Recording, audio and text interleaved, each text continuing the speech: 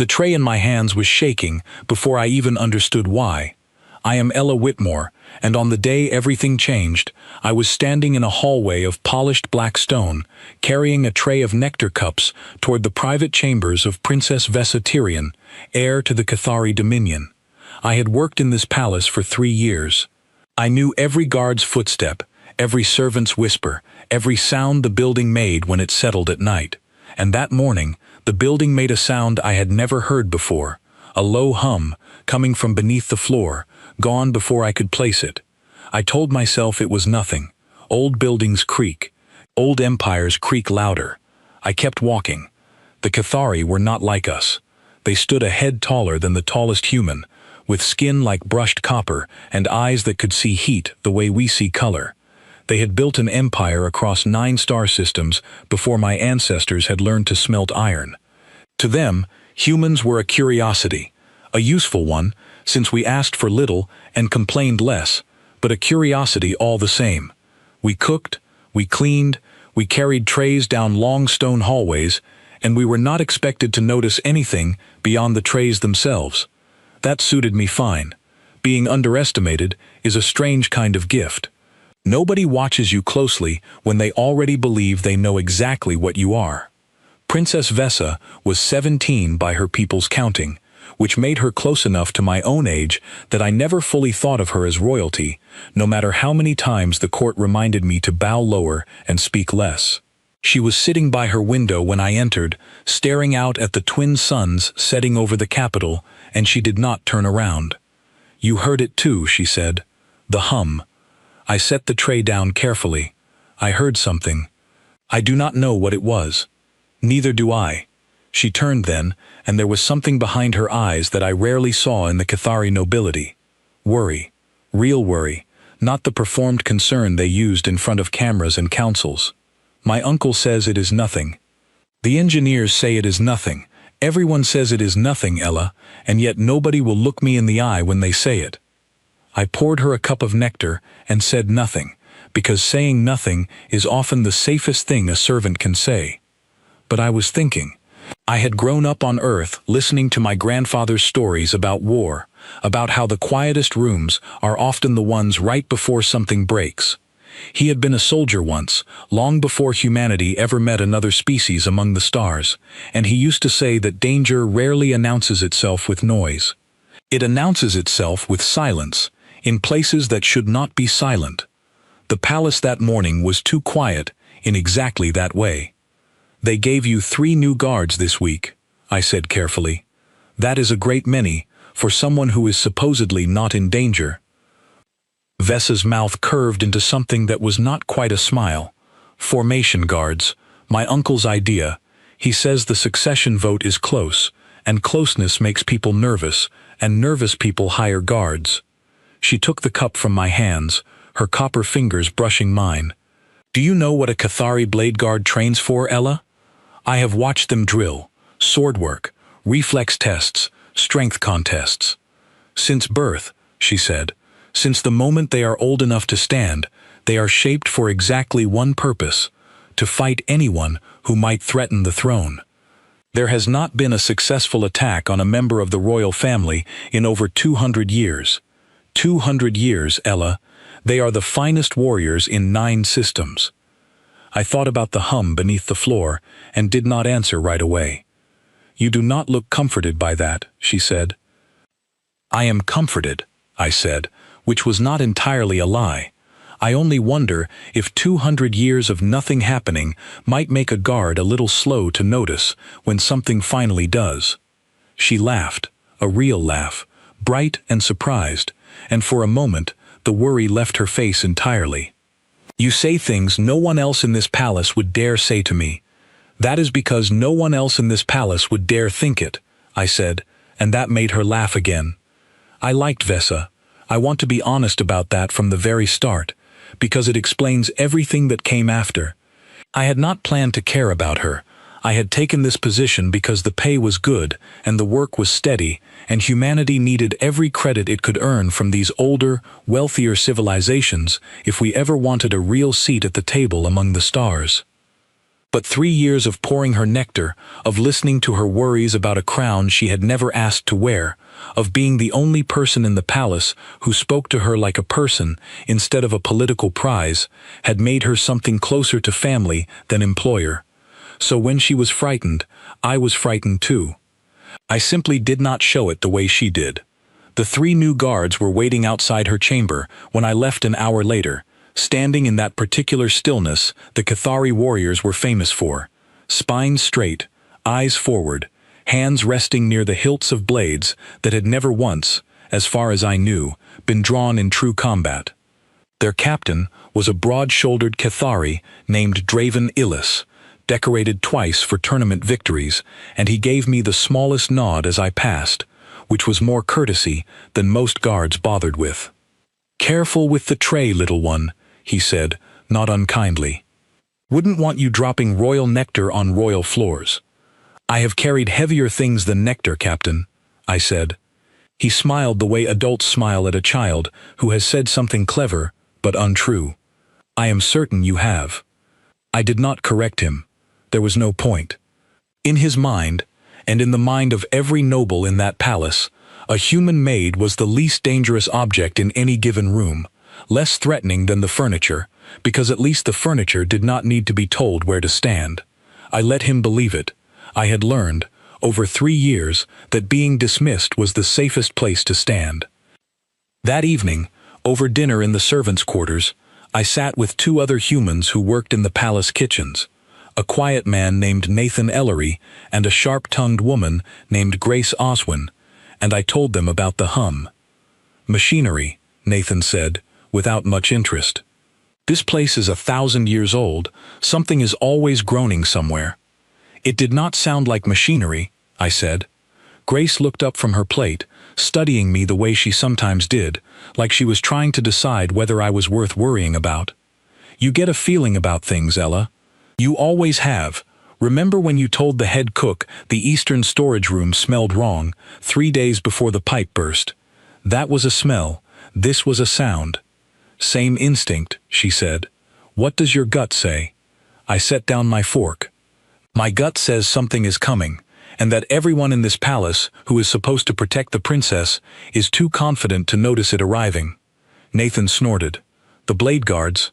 Ella, those men could take apart a warship with their bare hands. What exactly do you think a human maid understands about danger that they do not?" It was a fair question, and I did not have a clean answer for it that night. All I had was the memory of my grandfather's voice, telling stories about ambushes and misdirection, about how the strongest army in the world can still lose to a smaller one that simply thinks differently. The Cathari had never needed to think differently. They had never lost. 200 years of victory teaches a warrior exactly one lesson, and it is not humility. I went to bed that night with the hum still echoing somewhere in the back of my mind, faint and distant, like a held breath. The following days brought more of the same unease, small and easy to dismiss individually, impossible to ignore altogether. A serving droid in the East Wing moved with a stutter in its gait that the maintenance crew could not explain and did not seem interested in investigating further. 2 guards were quietly reassigned from the princess's detail without explanation, replaced by unfamiliar faces from a garrison across the capital. Council members who used to greet Vesa warmly in the corridors now offered only stiff, careful nods, the kind people give when they know something they are not permitted to say. And there was talk, servant talk, the kind that travels through kitchens and hallways faster than any official channel, about Lord Cassian Vaughn, cousin to the ruling family, whose branch of the bloodline had lost the throne 3 generations ago in a vote that some still called unjust. Lord Cassian had been quiet for years. Lately, he had not been quiet at all. He had been visiting the capital often, meeting with council members late into the night, smiling a great deal in public in a way that made the older servants uneasy. "He smiles like a man who already knows how a story ends," Grace told me one evening, as we folded linens together in the servants' hall. "I do not trust a man who smiles like that." I trusted my instincts, and my instincts told me the same thing. A grand gala was announced for the following week, a celebration meant to reassure the public and the council that the succession dispute was nothing more than politics as usual, that the Cathari dominion remained strong and united under Vessa's family. Every noble house would attend, every guard in the capital would be on duty. It was meant to be a show of strength. I remember thinking, as I helped prepare Vessa's gown for the evening, that a show of strength is exactly the kind of event someone plans an attack around. Not despite the extra guards, but because of them. Because everyone, from the captain of the Blade Guards down to the newest recruit, would be watching the crowd for signs of protest or rebellion, for angry council members and disgruntled citizens.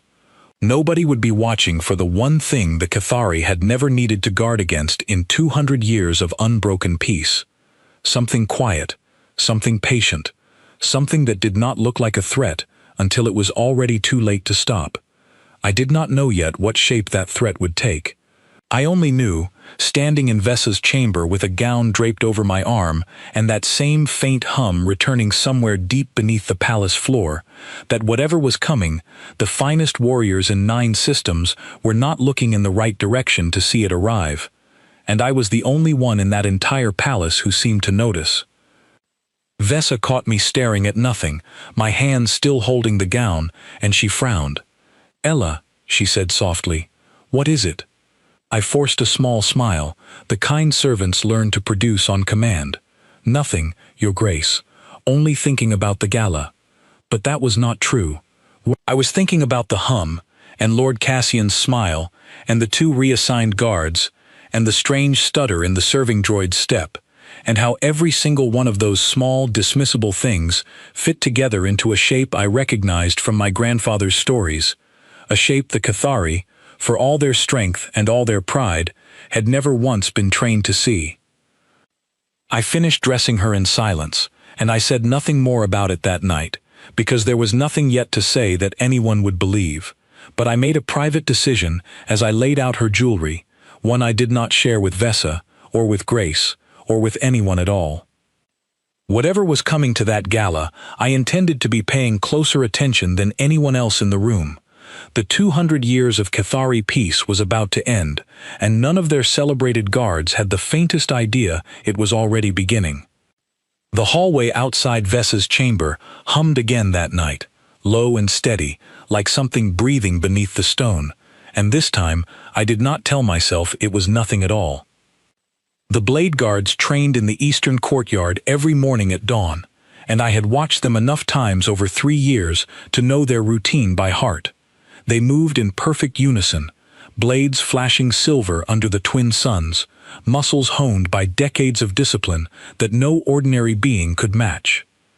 Watching them was like watching a machine built entirely from flesh and pride, and I understood completely why the Cathari Dominion feared nothing. Why would they? No army in 9 systems had ever broken their formation in open combat. But I was not watching for their strength that week. I was watching for their weaknesses, and once I started looking, I found them everywhere. Captain Draven Elis ran his warriors through the same drills every single morning, the same footwork, the same blocking patterns, the same responses to the same imagined attacks. When one of the younger guards suggested varying the drill to include unpredictable movement, Draven laughed him off the training floor. "We do not need to imagine chaos," he said, loud enough for me to hear from the servants' walkway above the courtyard. "Chaos has never once defeated us. Discipline defeats chaos. Every time." I thought about my grandfather again, about the stories he told of ambushes that succeeded precisely because the defenders trusted their discipline too completely, expecting the enemy to fight the same way they always had. Discipline is strong against an enemy who plays by the same rules. It is far weaker against an enemy who refuses to play by any rules at all. There was something else I noticed, something the guards themselves would never have admitted, and something no Cathari scholar had apparently ever bothered to record in any manual. The Cathari did not hear the way humans did. Their primary sense for detecting nearby movement in darkness or confusion was not sight or sound, but a kind of vibration sense, felt through small organs along their forearms and the base of their necks, something like a heightened awareness of pressure changes in the air. It made them extraordinary fighters in open, lit spaces, able to sense an opponent's intention half a second before a strike landed. But Grace, of all people, was the one who told me the detail that changed everything. "My cousin married a Cathari engineer," she said one evening, as we scrubbed pots in the kitchen after a long day. "He told her something strange once, about how their vibration sense gets confused in true darkness, combined with sudden temperature shifts, something about the organs needing a stable baseline. In pitch black, with no reliable air pressure, they are nearly as blind as we are. Maybe worse. Nearly as blind as us," I repeated slowly. Grace shrugged, not understanding why my hands had gone still in the dishwater. "It is not something that ever comes up. Their whole empire is lit like a festival, day and night. When would it matter?" I did not answer her right away, because I was thinking about the gala, about grand ballrooms with soaring ceilings, about how a room built for celebration always has more shadows and more variables than a training courtyard built for discipline. I was thinking about how confident an army becomes after 200 years without defeat, and how confidence, more than any weapon, is the thing that finally brings an empire down. I did not know yet how the attack would come. I only knew, with a certainty I could not fully explain, that it would come through that blind spot, in a place bright enough to look safe, and dark enough, in the right corners, to hide something patient. 3 days before the gala, I overheard something I was never meant to hear. I had been sent to deliver linens to a storage room near the lower kitchens, a part of the palace rarely used except by cleaning staff, and as I approached the door, I heard voices on the other side, low and careful. I recognized one voice immediately, Lord Cassian Vaughan. The other voice I did not recognize at all, rough and unfamiliar, with the flat, careful cadence of someone choosing every word with precision. "The jamming field will hold for the length of the gala," the unfamiliar voice said. "Long enough. Their guards will not sense us until it is finished." "And the girl?" Cassian asked. "The princess is the only target that matters. Everyone else in that room is simply an obstacle." I stood frozen outside that door with a stack of linens pressed against my chest, my heart hammering so loudly I feared they might somehow hear it through the wall, the way the Cathari heard through the air. I did not move. I did not breathe.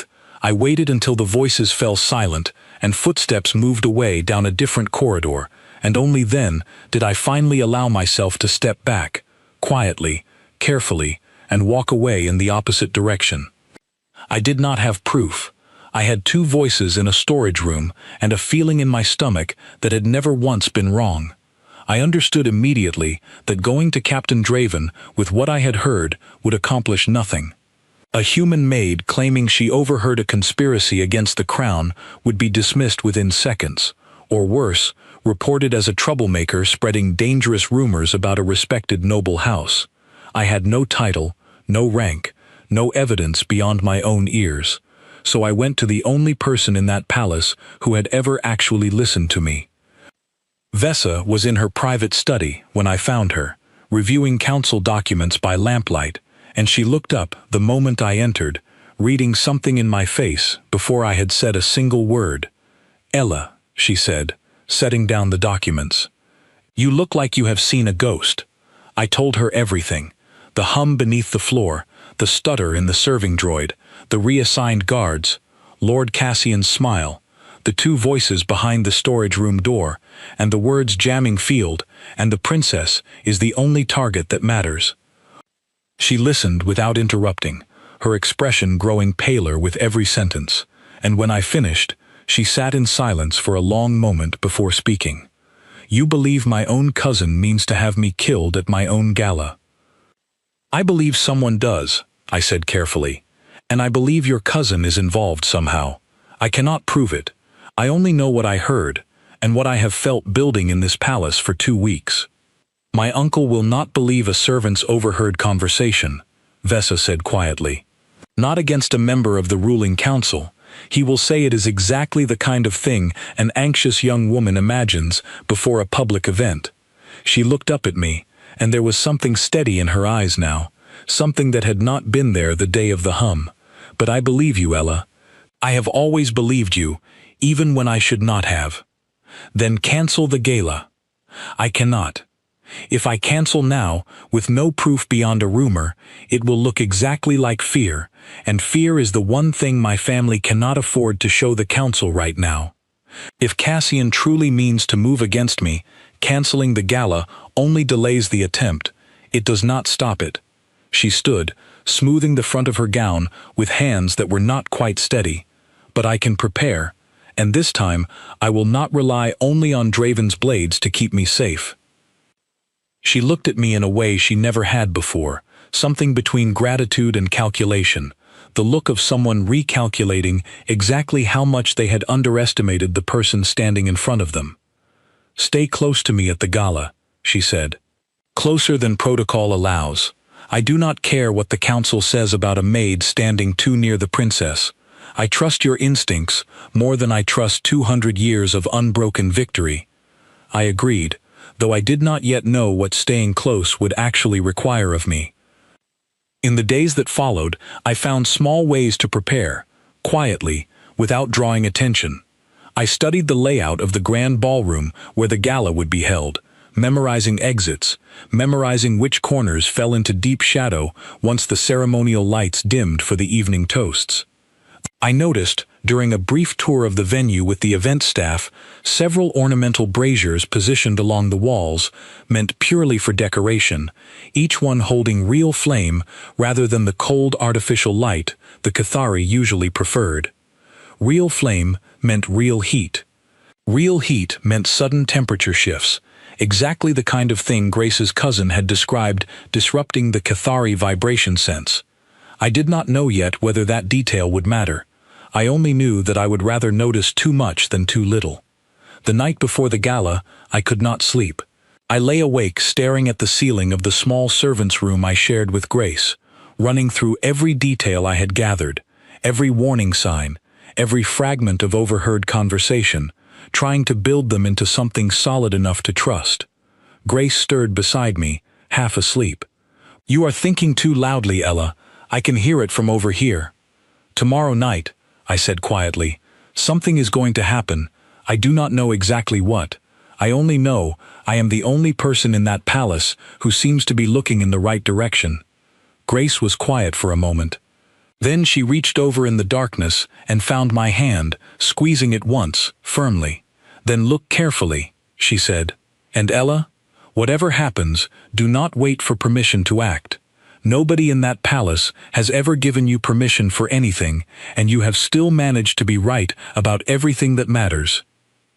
I held on to those words the following evening as I dressed in my formal servant's uniform, dark fabric with silver trim, meant to make the household staff nearly invisible against the walls of the grand ballroom. I helped Vesa into her gown, a deep blue that matched the twin moons rising outside her window, and I watched her hands tremble slightly as I fastened the final clasp at her shoulder. "Are you frightened?" I asked quietly. "Terrified," she admitted, "but less frightened than I would be without you standing beside me tonight."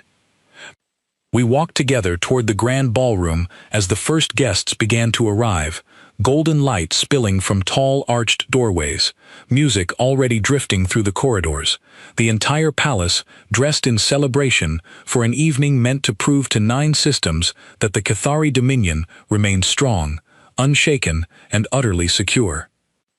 Captain Draven stood at the entrance in full ceremonial armor, his warriors arranged around the perimeter of the ballroom exactly as tradition demanded, blades polished, eyes forward, confident in 200 years of unbroken peace. I stood a half step behind Vesa's shoulder, closer than any servant was traditionally permitted to stand, and I let my eyes move slowly across the room, past the glittering crowd of nobles in their finest colors, past the orchestra tuning their instruments, past the tall ornamental braziers burning steadily along the walls, until they settled on the deep shadowed corners near the ceiling where the celebration lights did not quite reach. Something in those shadows felt wrong. I could not have said exactly what. I only knew standing there in my dark uniform with silver trim, that the hum I had first heard weeks ago beneath the palace floor had finally, quietly, arrived in the very room where I was standing. The orchestra began to play, and the gala officially began, and somewhere above us, in shadows that no Cathari eye or vibration sense could properly reach, something patient was waiting for exactly the right moment to move. The first hour of the gala passed exactly as every gala before it had passed. Nobles drifted between conversations with their crystal goblets. The orchestra played something slow and formal, and Captain Draven's warriors stood along the walls like statues carved from copper and pride. Vesa moved through the crowd with practiced grace, greeting council members, accepting compliments on her gown, smiling in all the ways her position required. I stayed close behind her shoulder the entire time, watching the shadowed corners near the ceiling, watching the tall braziers burning steadily along the walls, watching Lord Cassian Vaughn, who stood near the far end of the room with a goblet in his hand and a smile that Grace had once described perfectly. He smiled like a man who already knew how a story ended. I noticed the moment the ceremonial lights began to dim for the evening toast, a tradition meant to draw every eye toward the raised platform where Vesa's uncle would speak. The great chandeliers along the ceiling lowered their glow gradually, softening the room into a warm, golden dimness meant to feel intimate rather than threatening. Nobody else seemed to notice how the shadows in the high corners deepened at exactly the same moment, or how the temperature near the tall arched windows shifted slightly as a breeze slipped through vents that should not have been open at all. I felt it before I heard anything. A faint pressure change in the air, the kind you feel before a storm, subtle enough that I nearly convinced myself I had imagined it. Then the first brazier along the eastern wall flared unexpectedly high, its flame doubling in size for just a moment before settling again, and I understood immediately that it was not decoration causing that flare. Something had disturbed the air around it, something moving through space that should have been empty. "Vesa," I whispered, stepping close enough that only she could hear me. "Something is happening, right now." She had learned, over the past week, to trust the tone of my voice more than she trusted her own eyes. "Where?" "Everywhere," I said. "The shadows near the ceiling, the air near the windows. I think they are already inside the room." Her uncle rose at that moment on the raised platform, lifting his goblet to begin the evening toast, and the entire ballroom turned its attention toward him exactly as tradition demanded, exactly as whoever had planned this attack must have known they would. That was when the lights failed completely, not dimmed, failed. Every chandelier in the grand ballroom went dark at once, plunging 400 nobles into a blackness so sudden that the room filled instantly with startled gasps and the clatter of dropped goblets. Only the braziers remained lit, scattered flickers of orange flame along the walls, throwing wild, moving shadows across a room that had, moments before, been full of golden light. I grabbed Vesa's arm and pulled her down and back, away from the open center of the room, toward the relative cover of a long banquet table near the eastern wall. She did not resist. She trusted me completely by then, and in that moment, trust was the only thing keeping her alive. Around us, chaos began to unfold in ways the Cathari guards were entirely unprepared to handle.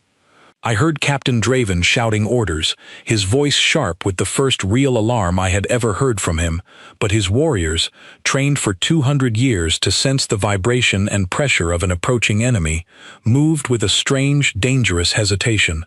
Their weapons were drawn. Their bodies were positioned in perfect defensive formation, but their eyes darted uncertainly through the darkness, and I understood, with a cold clarity, that Grace's cousin had been exactly right. In true darkness, combined with the sudden temperature shifts pouring through the open vents, the Cathari sense for danger had gone nearly blind. The attackers moved through that blindness like it was an invitation. I could not see them clearly at first, only impressions, shapes moving at the edge of the brazier light, fast and precise, wearing something that bent and scattered the little illumination that remained. One of the younger blade guards near the platform turned sharply, blade raised, sensing something a half-second too late, and was struck across the shoulder by an attacker who seemed to simply appear from nowhere and vanish again just as quickly. The guard went down hard, his blade clattering across the marble floor, and the crowd's panic rose another degree. "Formation," Draven roared, trying to rally his warriors into the tight defensive wall that had never once failed them in 200 years of ceremonial duty. But a defensive wall depends on knowing where the enemy stands, and in that darkness, with pressure and heat scrambling every instinct they had ever trained, the Cathari guards could not tell friend from stranger, could not tell empty air from approaching danger, until the danger was already past their blades and moving toward its true target. I watched a second guard fall near the banquet table closest to us, not struck by any blade I could see, simply swept off balance and pinned before he could recover his footing. A third guard swung wildly at a shape that turned out to be nothing more than shifting shadow from a brazier flame, wasting the one clean strike he might have landed on an actual threat. They were the finest warriors in 9 systems, and in that room, in that darkness, they were fighting an enemy their training had never once prepared them to face. "Stay behind me," I told Vesa, my voice steadier than I felt. "Ella, you have no weapon, you have no training, you are a maid." "I am also the only person in this room who saw this coming," I said, and I meant it, because in that moment, being underestimated felt less like a limitation and more like the only advantage I had left. I scanned the space around us quickly, the way my grandfather used to describe scanning a room before it became a battlefield. A serving cart stood nearby, abandoned by a fleeing attendant, holding empty crystal goblets and a half-full pitcher of nectar. A long silver serving tray lay across its surface, heavy, flat, solid. Not a weapon by any Cathari standard, but solid things, swung with enough force and enough surprise, do not need to be elegant to be useful. I grabbed the tray. A shape moved through the shadows toward the banquet table, where Vesa crouched, low and fast, deliberate in a way that told me immediately this was no confused guest fleeing the chaos. This was one of them. I could not see a face, only the bending, shifting outline of something wearing technology built to scatter light and confuse pressure senses, technology built specifically to defeat Cathari perception and nothing else in the galaxy. It had never been built to fool a human eye trained by nothing more advanced than years of careful watching. I saw the shape's outline hesitate for half a second as it registered Vesa's position, gathering itself for whatever came next, and I did not wait to find out what that was. I swung the serving tray with everything I had, catching the shape hard across what I judged, by instinct alone, to be the side of its head. The impact rang through the metal tray and up my arms, and the shape staggered sideways with a sound of genuine surprise, crashing into the edge of the banquet table and knocking crystal goblets shattering across the marble floor. For one heartbeat, the entire ballroom around us seemed to freeze. Captain Draven's head snapped toward the sound, his warriors' formation faltering even further in their confusion, and somewhere in the chaos, I heard Lord Cassian's voice rise sharply, urgent, in a way that told me he had not expected things to unfold quite this messily. The attacker I had struck recovered faster than I expected, rising with a low, furious sound, and I understood immediately that one lucky strike with a serving tray was not going to be enough to end this. There were more shapes moving through the darkness around us, more attackers pressing through the confusion the Cathari guards could not seem to overcome, and Vesa was still crouched behind me, with nothing but her own 2 hands to defend herself. I planted my feet, gripped the tray tighter, and understood, with total clarity, that whatever training the Cathari guards lacked for this exact moment, I was going to have to make up for with nothing but instinct, improvisation, and a refusal to let this princess die on a ballroom floor, while the finest warriors in 9 systems fumbled through darkness they had never once been trained to survive. The attacker steadied itself and turned fully toward me, and for the first time since the lights had failed, I felt something other than fear settle into my chest. It was cold, and it was clear, and it told me exactly what I needed to do next. Behind me, Draven's warriors were still fighting shadows and losing. Around me, 400 nobles screamed and scattered through darkness, lit only by scattered flame, and in front of me, an assassin trained to defeat the greatest warriors in the galaxy was learning, for the first time, that he had never once trained to face a human maid who refused to run. I swung the tray again. The second strike landed across the attacker's forearm as he raised it to block, and the tray bent under the force of the blow, but it did its work. He staggered back a step, and in that brief opening, I finally understood something useful about the technology he wore. The suit that scattered light and confused pressure sensing needed a steady field to function properly, the same way Grace's cousin had described the Cathari senses needing a stable baseline to read the world around them. Every time I struck him, every sudden jolt of impact, the shifting outline around his body flickered, just for an instant, before settling again. He was not invisible. He was simply difficult to hold still in anyone's perception, mine included. But difficult was not impossible, and I had exactly one advantage none of the blade guards possessed. I was not trying to sense him the way the Cathari did, through pressure and vibration in open air.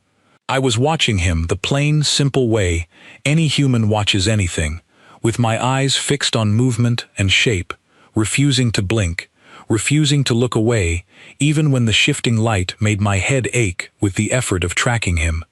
"Vesa, stay low and stay against the table," I said, without turning around, because turning around was the one thing I could not afford to do. The attacker recovered his footing and came at me again, faster this time, and I realized quickly that a serving tray alone was not going to be enough against someone with real training, however confused his enhanced perception had become. I needed more than one tool. I needed the room itself. I remembered the pitcher of nectar still sitting on the abandoned serving cart beside me, and I remembered, with sudden clarity, exactly what Grace's cousin had said about temperature shifts disrupting the Cathari senses.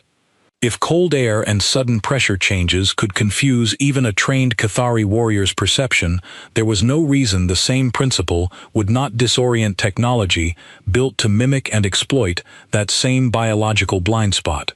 I grabbed the pitcher and threw its contents directly at the shifting outline in front of me. The effect was immediate and startling. The sudden splash of liquid against whatever material formed his suit caused the bending light around him to flicker violently, the shape solidifying for a full second before scattering again, and in that single second of clarity, I saw him completely. A lean, armored figure, faceless behind a dark visor, one arm raised instinctively to wipe liquid from whatever sensors allowed his suit to function. 1 second was enough. I closed the distance and swung the bent serving tray with everything my arms could give it, catching him squarely across the side of his helmet. He dropped hard, his suit flickering wildly and then failing altogether, revealing an ordinary man beneath the illusion, stunned and still on the marble floor. I did not have time to feel triumphant. Somewhere behind me, I heard Vesa gasp, and I spun to find a second attacker emerging from the deeper shadows near the collapsed banquet table, moving directly toward her while I had been occupied. I had no tray left worth swinging, bent nearly flat from the impact, but I had learned something valuable in those last few minutes. These attackers depended entirely on confusion, on shadows and disrupted senses, and the assumption that no one in that ballroom would be capable of tracking them clearly enough to fight back. They had planned for Cathari guards blinded by darkness. They had never once planned for a human who did not rely on Cathari senses at all.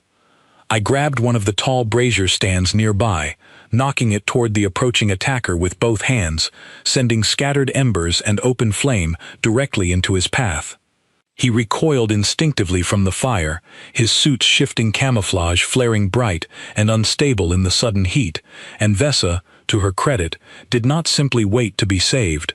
She grabbed a broken piece of the banquet table's edge, splintered from the earlier collision, and drove it hard into the attacker's exposed side as he stumbled back from the flame. He went down beside his companion, and for a moment, the two of us stood together over two disabled attackers, breathing hard, surrounded by chaos we had somehow managed to survive. But the gala's disaster was not finished. Across the ballroom, I could see Captain Draven and his remaining warriors still struggling in the deeper darkness near the raised platform, fighting an enemy their training could not locate, taking hits they could not predict, their formation broken entirely into desperate, isolated struggles. I counted at least 3 more shifting outlines moving through that chaos, converging steadily toward the platform where Vessa's uncle stood exposed and undefended, his own guards too occupied to reach him in time. "They are not only after me," Vessa said, breathless, following my gaze toward the platform. "They mean to take my uncle as well, and end the succession dispute entirely, in one single night." I looked at the bent tray in my hands, at the 2 attackers unconscious on the floor beside us, and I made a decision that surprised even myself. "Stay here, behind the fallen table," I told Vessa firmly. "Do not move from this spot, no matter what you hear." "Ella, you cannot." "I already have," I said, and I left her there before she could argue further, moving low and fast across the chaotic ballroom floor toward the platform, gripping the ruined tray like it was the finest blade in the Dominion's armory. The remaining attackers had clearly identified the platform as their true objective, and Draven's exhausted warriors were failing to hold them back, each guard fighting alone in darkness that scrambled every instinct they possessed. I reached the edge of the platform just as one shifting outline lunged toward Vessa's uncle, who stood frozen, unarmed, a nobleman never once trained for personal combat in 200 years of assumed safety. I threw myself between them without thinking, swinging the tray upward and catching the attacker's raised arm before it could complete its strike. The impact staggered him, and I used the same trick that had worked before, grabbing a nearby bowl of ceremonial water meant for the evening toast and hurling its contents directly at his flickering camouflage. The suit destabilized instantly, and I struck him solidly across the chest with the flat of the tray, driving him back into the platform's edge hard enough that he did not rise again. Draven appeared beside me then, finally landing a clean strike of his own, now that the sudden clarity of the destabilized suit had given his warrior senses something solid to finally track.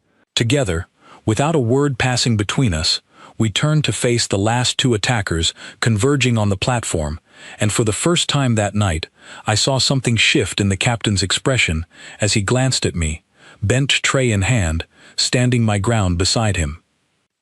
It was not quite respect yet, but it was no longer dismissal either. "Copy what she does," Draven shouted to his remaining warriors, a command I doubted he ever imagined giving in his entire life. "Disrupt their suits, water, fire, anything that breaks their field. Do not wait for your senses to find them. Watch for movement instead, the way she does."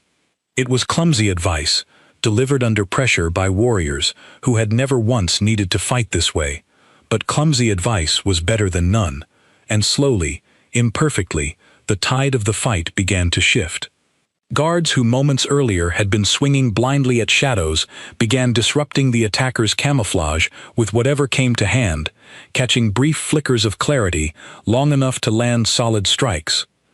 I fought beside them through the final minutes of that chaotic battle, using the ruined tray, using thrown liquid, using anything within reach, my arms aching and my breath ragged, but I did not stop, because stopping was never an option I allowed myself to consider.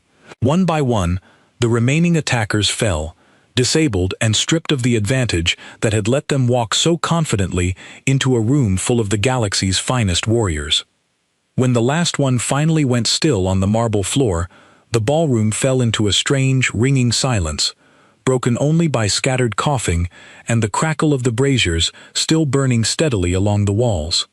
Somewhere, emergency lighting flickered weakly to life, casting pale illumination across a room that had been, only minutes before, a celebration of unity and strength.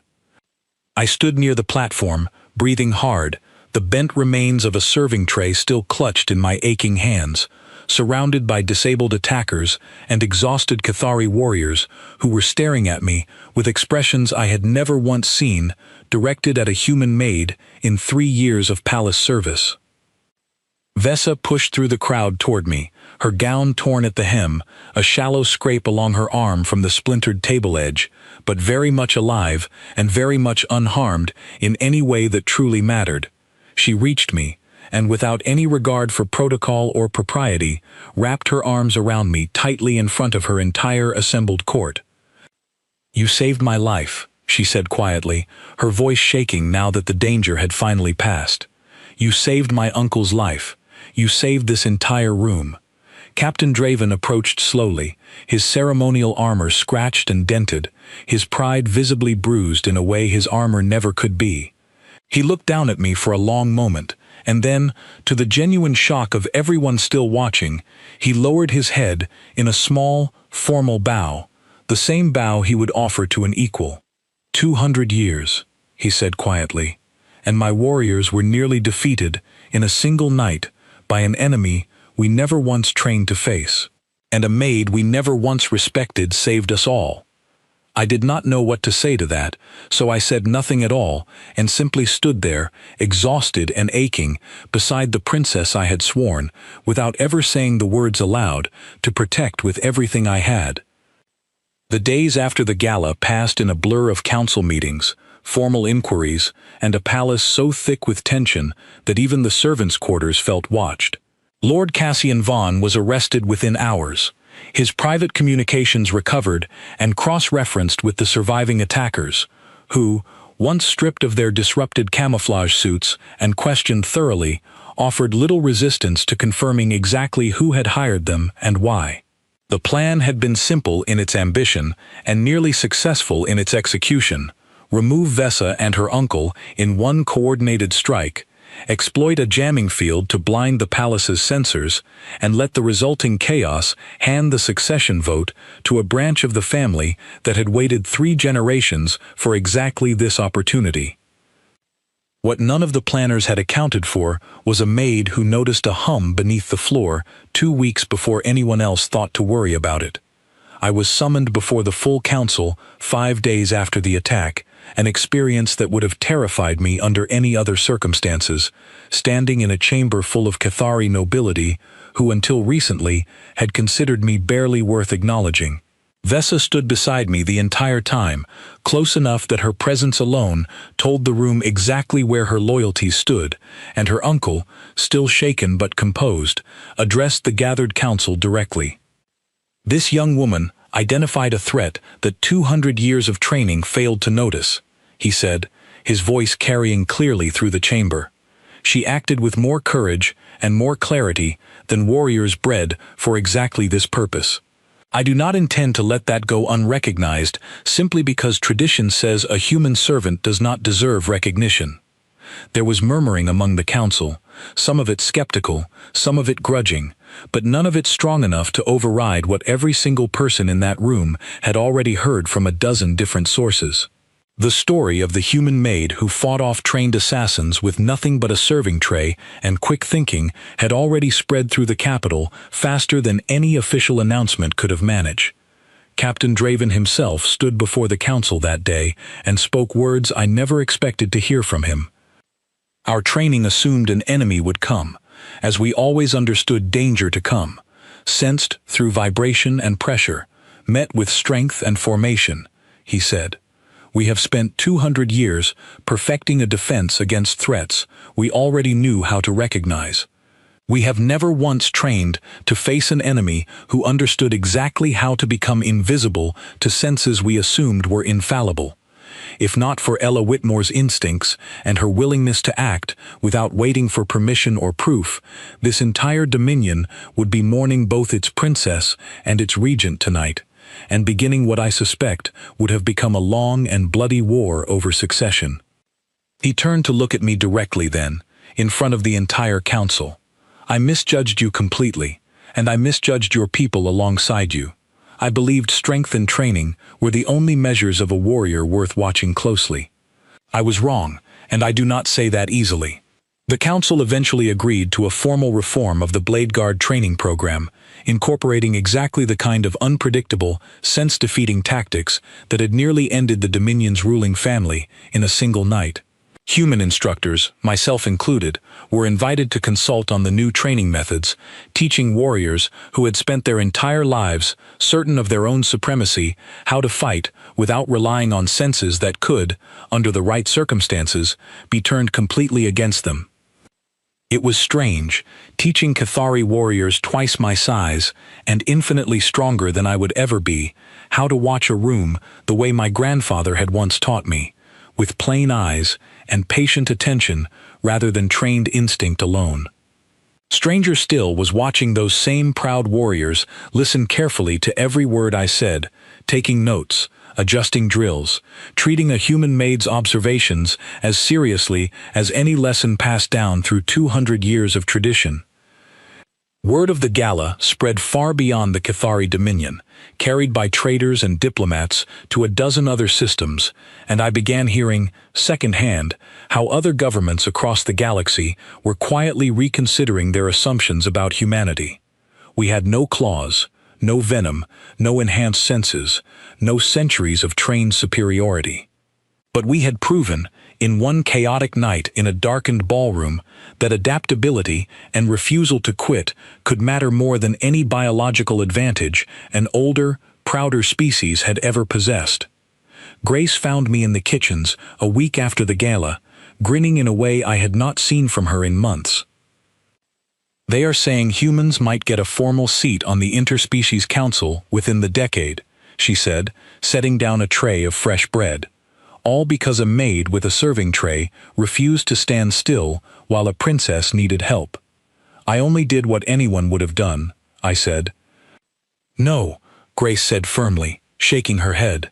"You did what almost nobody in that entire palace was willing to do. You paid attention when everyone around you assumed there was nothing worth noticing. That is not nothing, Ella. That might be the most important thing any of us can do." Vesa found me later that same evening, standing alone on a balcony overlooking the capital, watching the twin suns set exactly as they had the day this entire story began. She joined me quietly, leaning against the railing beside me, and for a long moment neither of us spoke. "My uncle has offered you a formal position," she said eventually, "advisor to the crown, with full rank and full protection under Cathari law. You would never need to carry a serving tray again unless you wished to." I considered that for a moment, watching the light fade slowly over the city. "And what would you offer me, Vesa? Not the crown, you." She turned to face me fully, and there was something in her expression I recognized immediately, the same real worry I had seen the day the hum first echoed beneath her chamber floor, except this time it was worry about losing something rather than fear of an unknown threat. "I would ask you to stay close to me," she said quietly, "not as my maid, not exactly as my guard, though I suspect you have earned that title several times over by now, simply as someone I trust more than any warrior my family has ever hired, someone who sees danger before it arrives and refuses to look away once it does." I thought about 3 years of pouring nectar in silent hallways, of being invisible furniture to warriors who never once imagined a human could matter, of a hum beneath the floor that nobody else had bothered to hear. I thought about Grace's steady grip in the darkness the night before the gala, telling me not to wait for permission to act. I thought about my grandfather's stories, told long before humanity had ever left its own solar system, about how the smallest, most overlooked soldier in any army could still be the one who changed everything. "I will stay," I said, "not because of rank, and not because of protection under Cathari law. I will stay because you were the first person in this entire palace who ever looked at me and saw more than a maid carrying a tray." Vesa smiled, real and unguarded, the same smile I had first seen weeks earlier before any of this had begun. Then it seems, Ella Whitmore, that the 200 years of unbroken Cathari peace ended the exact same night a new kind of protection finally began. Below us, the capital's lights flickered on across the darkening city, and somewhere in that vast palace, warriors twice my size were already training differently than they ever had before, learning that strength alone had never been the only thing that mattered in a fight. Sometimes it was simply the willingness to notice what everyone else had decided was not worth seeing at all, and the refusal to stand still once you finally understood exactly what that quiet, overlooked thing had been building toward all along. I had come to that palace 3 years earlier as nothing more than a servant carrying trays through polished stone hallways. I left that balcony as something the Cathari Dominion had never once expected to need, and would never again make the mistake of underestimating. A human, standing quietly in the room everyone else had stopped watching, paying attention the whole time.